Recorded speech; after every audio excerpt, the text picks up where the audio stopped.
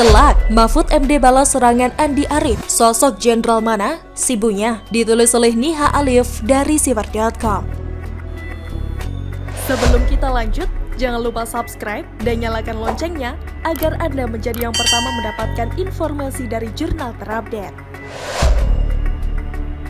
Dari segelintir partai oposisi, rupanya Demokrat yang paling menaruh sakit hati pada Jokowi. Kekecewaan mereka tentunya bermula saat Prabowo membuang AHY dan lebih memilih Sandiaga. Mengetahui Jokowi menang telak, Demokrat berharap masuk koalisi. Tapi apa daya tak ada posisi tawar yang berarti, karena suara partai ini hampir bisa dihitung jari. Si putra mahkota yang sudah sowan ke ketum partai penguasa, plus berbaur dengan anak presiden, akhirnya harus gigit jari. Jangankan ditawari menteri, jadi staf sus milenial saja dianggap masih belum cocok. Tapi nasi sudah jadi bubur. AHY sudah keluar dari karir militer karena paksaan si mantan. Kini dirinya yang tak paham politik akhirnya harus terseret arus kadrun dengan IQ di bawah rata-rata. Melihat Gibran dan Bobi menang jadi wali kota, tentu Pak mantan dan partainya semakin perang. Ternyata harusnya AHY dimajukan jadi wali kota dulu, bukan bypass gubernur yang hasilnya nyungsep di bawah kolong jembatan. Strategi mantan penguasa 2 periode sangat kalah telak dibanding tukang kayu. Bahkan rakyat sudah lupa sejak lama nama si mantan. Tidak ada jalan lain kecuali merangkul gerombolan sakit hati lain. Kelompok HTI, FPI, GNPF Ulama, BA212 dan banyak gerombolan sejenis lainnya paling pas dijadikan tumpuan. Sayang, setelah kasus Ahok, Jokowi gercep menggebuk satu persatu. Setelah HTI, sasaran berikutnya adalah FPI dan para pentolannya. Tak tanggung-tanggung,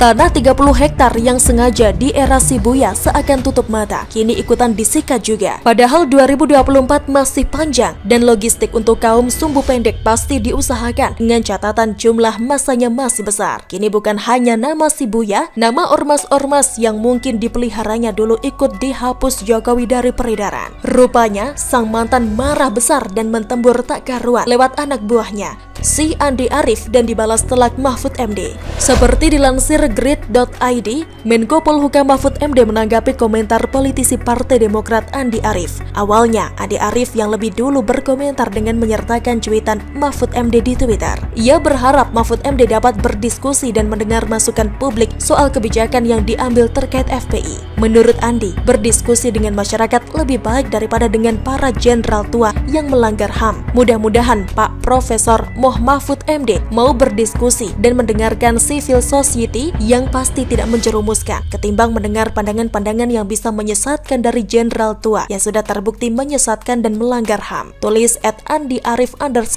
Jumat 1 Januari 2021. Kicauan Andi Arief tersebut kemudian mendapat perhatian dari Mahfud MD. Mahfud MD pun meminta agar Andi menjelaskan sosok jenderal tua yang diungkapkannya. Mahfud menjelaskan ia sering berdiskusi dengan purnawirawan jenderal yang duduk di pemerintahan maupun di luar pemerintahan, seperti Jenderal TNI Purnawirawan Susilo Bambang Yudhoyono yang juga mantan Ketua Umum Partai Demokrat, Legend TNI Purnawirawan Prabowo Subianto, Jenderal Purnawirawan Luhut Binsar Panjaitan, hingga Jenderal TNI Purnawirawan Trisutrisno. Banyak jenderal senior yang sering berdiskusi dengan saya seperti Pak SBY, Pak Prabowo, Pak LBP, Pak Tri, Pak Saiful S. 2 hari lalu, saya malah dapat kartu greeting dari Pak SBY yang berlatar foto alam yang sangat indah hasil potretan almarhum Bu Ani SBY. Hormat untuk Pak SBY. Tulis Mahfud melalui akun @mohmahfudmd menjawab kicauan Andi. Balasan Mahfud MD ini secara tak langsung menonjok muka Shibuya. Ternyata dia tidak sadar kalau dia hanyalah seorang mantan jenderal tua yang peot.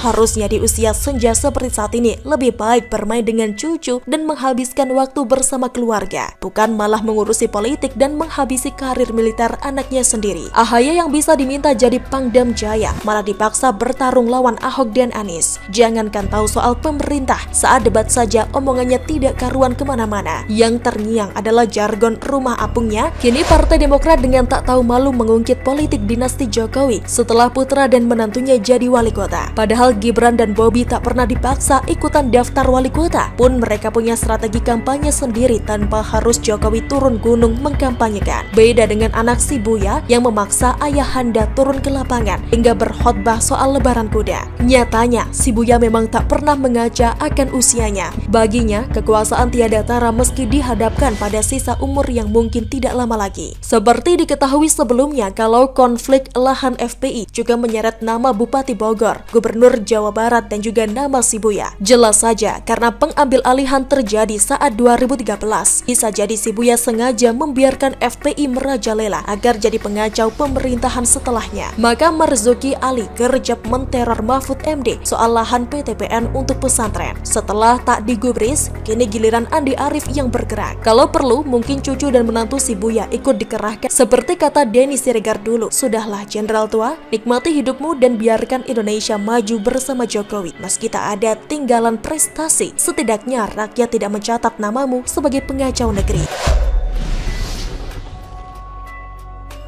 Jebret, Presiden Jokowi gulung Rizik JK Anies FZ, rakyat pun happy. Ditulis oleh Nina Nur dari Siver.com. Sebelum kita lanjut, jangan lupa subscribe dan nyalakan loncengnya agar Anda menjadi yang pertama mendapatkan informasi dari jurnal terupdate. Pemerintah Presiden Jokowi jungkir balik mengatur agar roda ekonomi yang melambat karena pandemi masih bisa berputar. Para warga masyarakat pun lebih memikirkan diri ketimbang mengulik pilihan politik maupun soal sara. Hanya orang-orang tertentu yang masih saja mabuk agama, mabuk sara dan keras kepala yang tetap garang dengan pilihannya. Bahkan di Pilkada 2020 yang mestinya mengusik kembali pilihan politik, Pilkada dinilai sukses dan aman. Protokol kesehatan pun terjaga. Nah, kita tahu bahwa selain warga masyarakat yang masih mabuk sara itu, ada pula para elit politik yang memancing di air keruh. Kira-kira begitu ya peribahasanya. Sementara pemerintah dan rakyat berjuang menghadapi pandemi, mereka ini malah memanfaatkan kesibukan itu. Ada yang memakai alasan sebagai oposisi, ada pula yang memakai alasan kebebasan berpendapat. Mereka menyerang kebijakan Presiden Jokowi, memaksakan lockdown, berdeklarasi membentuk kami, bikin demo besar di tengah pandemi dan tentu saja memulangkan sang imam besar Rizik Syihab. Buat apa lagi kalau bukan untuk menciptakan chaos yang ujung-ujungnya adalah memakzulkan Presiden Jokowi. Untungnya kita punya presiden yang cool, nggak baperan, nggak sensi, nggak gampang terintimidasi dan punya kemampuan main catur tingkat tinggi serta keras kepala. Tapi buat rakyat lo ini, Presiden Jokowi tidak mau dipaksa untuk lockdown, apalagi terpengaruh sama deklarasi receh ala kami. Yang receh-receh itu tidak pakai lama, gebrak sekali dua kali langsung koit. Seperti poros JK Anies Rizik, kita sudah bicara strategi politik di sini. Apapun yang dikatakan oleh JK, entah itu soal lockdown, sentimen anti-Cina, hingga soal Rizik, semua tidak pernah ditanggapi dengan balasan kata-kata oleh Presiden Jokowi. Sama saja dengan Anies, semua tahu bagaimana Anies memainkan narasi lewat konferensi pers dan wawancaranya dengan media asing. Seakan yang kerja hanya Anies, yang benar hanya Anies, dan itu berlawanan dengan pemerintah pusat. Paling hanya anak buah Presiden Jokowi yang menanggapinya, apalagi soal Rizik. Bahkan Fadlizon, si tukang nyinyir itu, malah dikasih bintang penghargaan sama Presiden Jokowi. Kita pun sudah paham bahwa strategi politik yang diambil Presiden Jokowi bukanlah frontal dengan bermain kata-kata, namun dengan langkah-langkah yang bikin lawan maupun rakyat terkejut. Kita sih terkejut happy dong, walaupun awalnya gemes gitu ya. Kok bisa Rizik diterima kembali di tanah air? Kok bisa masa pengikut Rizik diperbolehkan menyambutnya di bandara? Kok bisa Fadlizon nyinyir terus padahal Prabowo atau Gerindra sudah jadi bagian dalam pemerintahan Jokowi? Kegemesan ini dijawab Presiden Jokowi dengan pertunjukan ciamik di sebuah panggung, di mana rakyat menjadi penonton yang berharap untuk diberi kejutan. Kita pun dikasih kejutan demi kejutan. Dari pencopotan para pejabat di Polri terkait kerumunan massa Rizik, Mahfud MD yang kalau bikin konferensi pers suka memberondong lawan, des. Gimana rasanya kena peluru dari Mahfud MD? Tanya sama Kang Emil ya. Hehehe. Rakyat lalu disuguhi dengan turut sertanya TNI mencopoti baliho Rizik. Baliho yang biasanya jadi simbol supremasi Rizik dan FPI sekarang berubah robek, compang-camping, ditarik-tarik aparat TNI. Sementara para laskar atau pendukung FPI tak mampu berkutik, hanya melihat dari jauh. Ketika aparat Polri diserang, 6 laskar FPI tewas. Insiden ini memang rawan untuk diolah dan dibelok-belokkan jadi soal HAM. Tapi hati rakyat sudah mantap untuk mendukung TNI dan Polri. Yang ada, Riziklah yang terdesak. Apalagi tiba-tiba saja dirinya malah ditetapkan jadi tersangka terkait kerumunan di Petamburan. Rizik akhirnya menyerah. Para pengikutnya hanya sanggup bikin demo kecil-kecilan di berbagai daerah. Penahanan Rizik ini sekaligus memukul JK karena sebelumnya JK memuja Rizik sebagai pemimpin karismatik dan ternyata ucapan JK tidak terbukti. Tidak ada gelombang aksi demo massa besar-besaran minta Rizik dibebaskan. Malah Polri dapat banyak karangan bunga tuh. Sampailah Presiden Jokowi pada saat yang tepat untuk melakukan reshuffle kabinet. Hal yang memang sudah ditunggu-tunggu sejak berbulan-bulan lalu. Dan saatnya untuk sekalian memukul Anies dan Fadlizon. Pemilihan Gus Yakut jadi Menteri Agama sangat menohok bagi mereka yang suka memainkan politik identitas. Apalagi buat FPI atau Rizik, bikin pingsan kali. Pemilihan Risma jadi Menteri Sosial sangat menohok buat Anies. Baru dipilih, Risma sudah belusukan di Jakarta ke tempat-tempat yang tidak pernah dijangkau Anies. Risma langsung disambut hangat dan riuh oleh masyarakat dan para netizen. Sementara pemilihan Sandiaga jadi Menteri Pariwisata dan Ekonomi Kreatif sangat menohok buat Fadlizon. Lihat saja meme bikinan para netizen yang ramai menyerang Fadlizon, menertawakan Fadlizon karena tidak terpilih jadi menteri. Hehehe.